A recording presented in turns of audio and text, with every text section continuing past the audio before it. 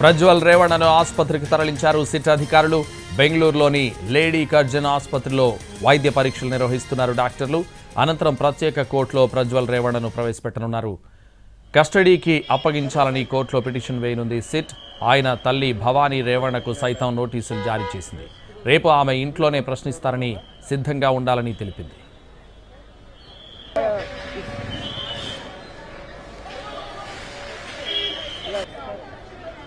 Sex వీడియోల కేసులో arrest అయిన ప్రజ్వల్ రేవణను అరెస్టు చేసి తరలిస్తున్నప్పుడు మహిళా పోలీసులను ఎస్కార్ట్గా పెట్టింది సిట్.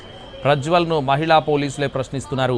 కర్ణాటక పోలీసులు నిందితుడిని అరెస్టు చేశాక లగ్జరీ కార్ ఇన్నోవాలో తరలించడం ఆనవాయితీ. అయితే ప్రజ్వల్ను బొలెరో వాహనాల్లో తరలించారు. ఆ సమయంలో మహిళా పోలీసులే ఎస్కార్ట్గా ఉన్నారు. ఎంపీ అయినంత మాత్రాన ప్రత్యేకంగా ఇన్నోవా వాహనంలో తరలించలేదు. అర్ధరాత్రి బెంగళూరులోని కెంపెగౌడ ఎయిర్పోర్ట్లో దిగిన వెంటనే ప్రజ్వల్ను అరెస్ట్ చేశారు సిట్ అధికారులు. ఆ తర్వాత 5గురు మహిళా పోలీసుల భద్రత మధ్య ప్రజ్వల్ను సిఐడి ప్రధాన కార్యాలయానికి తరలించారు. ఇందులో మహిళా ఎస్పీ ఉన్నారు.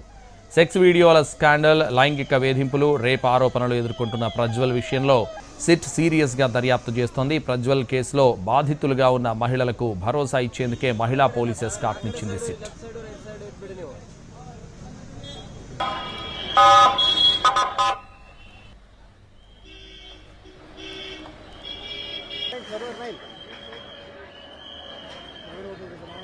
இல்லை